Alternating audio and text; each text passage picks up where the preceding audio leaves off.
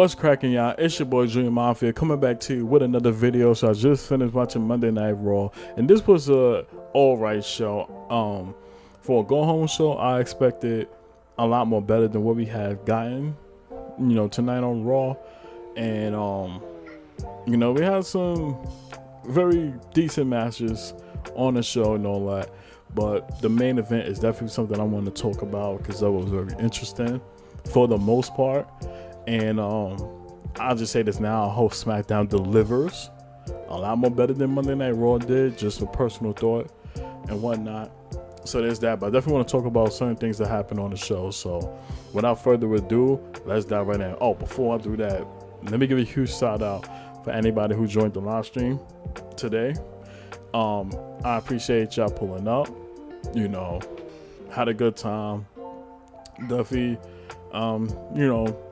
had some interactions with the chat and whatnot. So it was very good. So I appreciate your love and support for whoever pulled up. And I wanted to acknowledge that for the most part. So if y'all wondering, I'm going to go live on Wednesday when I do my predictions for WrestleMania Night 1 and Night 2. So be on the lookout for that one. I should be going live around 3 o'clock p.m. Eastern Standard Time. So y'all just stay tuned for that one. But without further ado, let's dive right in.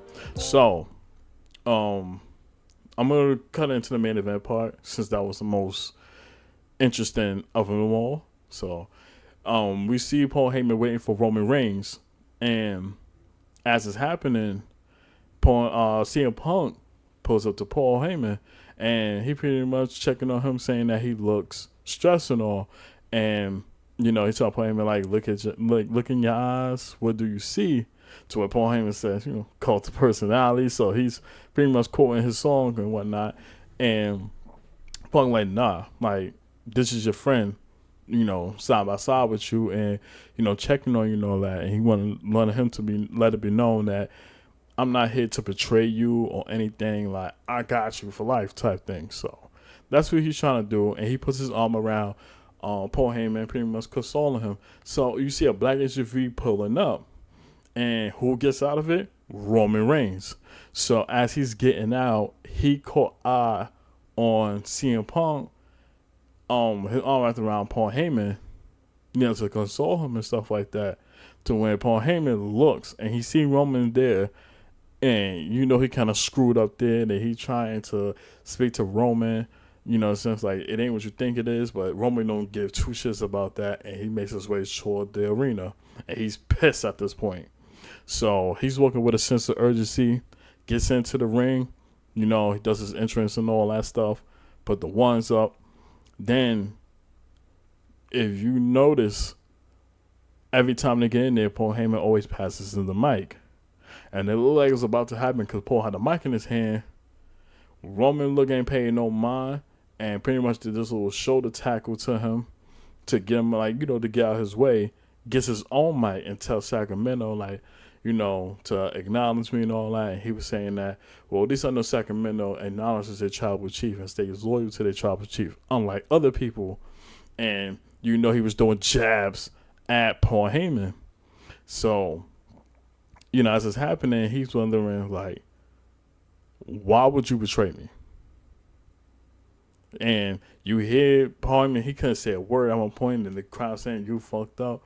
And you hear Roman Reigns saying, like, not like, y'all gotta be more louder and whatnot, so he can hear what you're saying. So they got more louder with the you fucked up chants and stuff, to where Paul Heyman says, I didn't betray you, I was only paying back a favor. So the crowd's calling him an asshole. Like, they were very engaging for these segments. So Roman Reigns saying, I'm confused. Like, when it comes down to favors, you pay them by yourself. He said, through all of this, I got screwed over. And was saying that when it comes down to me, we don't ask for favors. We take what we want. He said, when it came down to War Games, I didn't need any help. Alluding to Paul Heyman asking for Seth Rollins and for CM Punk. And he says, now, I pretty much have to pick up the tab for your dumbass favors. So as it's happening, Seth Rollins' music hits. So he comes out and all that, crowd very engaging, and pretty much singing his song and all that, and Roman just looked furious. Like he's just sick of it and all that. So Seth gets in there and he tells Roman, like, you finally understand, like you finally got that final piece to that puzzle. And he was saying that's too little too late because now I gotta put you out. And when he talked about that final piece of the puzzle, realizing that Paul Heyman ain't the wise man you think he is, loyal to be exact. Then he brings up that with their WrestleMania matchup, the triple threat, that is one of the biggest ones right now, and it pretty much says whoever wins that pretty much carries the reins for WWE. And we're saying that it can't be you, Roman. He said, because if we had people like you running WWE who only shows up when it's convenient and all that, not being here on an every week basis, so to speak, that the company would die. Then he brings up CM Punk. He said having a whole bunch of CM Punks out here who'll probably leave for like 10 years to come back to leech on the success for other superstars. You put him in control, the company dies. And pretty much says, I need to win this. I need to win this match. I need to be that guy right there who put on, you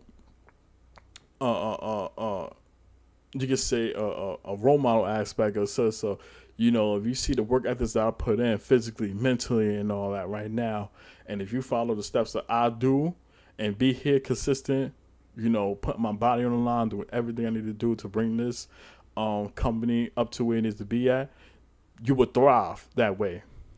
So that's what he says. Then he brings up about the favor that Paul Heyman's that he says, when it comes down to favors, they ain't by chance. It's by choice. And he was saying that Paul Heyman made his choice when he went to CM Punk and all that. Those was not, just a chance that he didn't know. He chose him over you. And you see Roman Reigns, he says, wise man. And he looks at him and says, he's right. You made your choice. And I see Seth Rollins laughing it up and all that because he feel like, I finally got him there and he understands. And now Paul Heyman's out of the picture. But then Roman walks up to Seth Rollins. He says, he turns around and he says, I made mine.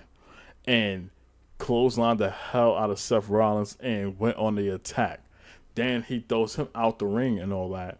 And as it's happening, Paul Heyman is laughing and stuff like that. And he was saying that I acknowledge you, my tribal chief, and all that. But Roman ain't paying him no mind. This man proceeds to take his hand, mushes Paul Heyman until he fell on the floor. And that was a crazy bump. And I respect Paul Heyman for taking that bump. So it was dope. And then after that happened, CM Punk music hits. And he's making a beeline straight to the ring. So he goes in there and him and Roman has a battle of fisticuffs and whatnot. And as that's happening, CM Punk gets the upper hand and he gets Roman out of the ring. So he went to go check on Paul Heyman. But as that's happening, you see Roman lining up to hit CM Punk with the spear. So when CM Punk turns around, Roman hits him with a crazy spear and whatnot, and he's fired up and all that, and he's looking towards Paul Heyman's direction. And as it's happening, you see Seth Rollins in the cut with a steel chair, hits Roman in the back with the chair, shades of what happened 11 years ago when he betrayed the Shield. And as it's happening, and he see both CM Punk and Roman, like, vulnerable now, he lines himself up to hit the curb stomp on CM Punk. Then he turns around, hits a curb stomp on Roman Reigns. And now as that happened, him and Paul Heyman has contact now. And you can tell the fear on Paul Heyman's face says it all. And Seth Rollins standing tall yet again and letting it be known that everything I said last week was truthful. And now you're pretty much in a bind. So I like this right here. I like how Seth is really he's been good. Like, so freaking good in this. And I feel like, in my opinion, he is Roman's kryptonite. I think we could all say that right now. He always been Roman's kryptonite. And I'm definitely going to talk about this on Wednesday for the predictions and all that right now, because on Wednesday, excuse me, for WrestleMania Night 1, Night 2, because I think it's going to be very interesting of who wins this match, and most importantly, who eats the pin for that. So this was a very good segment and whatnot, and I was definitely excited for it. So there's that. Um, we have some good stuff that happened on the show, but nothing too crazy to where it's to be talked about that much. I do want to bring up real quick about Gunther, his segment where he started off the show and he's talking to Michael Cole and cuts right to the chase and pretty much rebutted everything Jay was saying last week, and pretty much was bringing up that he's gonna pack up Jay at WrestleMania and all that, and pretty much leave him a bloody mess and whatnot, and said that when it's all said and done, I'm gonna call my mother and I'm gonna tell her, how me beating Jey Uso, it was just so convenient, and it did me justice and whatnot, and to leave, of course, Jay with nothing, so to speak. So there's that. Then we have Jay, who comes out there, and the crowd, they is just doing the heat dance, but you don't see Jay going along with them. And I love this because in my mind, like I said last week, when it came to Jey Uso, I said for that go home show, I want him to be serious. I don't want him to eat or all that. I want him to go down there and be on that level of like, nah, I want to get a Gunther. I want to fuck him up before WrestleMania. And I thought that was going to happen, but it didn't. He ends up going into the announce table. He gets up on there. He's dapping up Pat McAfee, dapping up Michael Cole and all that stuff. And you see the crowd doing the yeet dance, everything and all. So the music stops, and you hear a whole bunch of yeet. Like they was loud up in there when Jay came out, and he was giving love to Sacramento and stuff like that, saying his mom was in the crowd. But the crowd also saying one more time, so that the music hit. So they all doing it the dance again and all. So I'm just like, yo, please, for the love of God, do not engage yourself with that.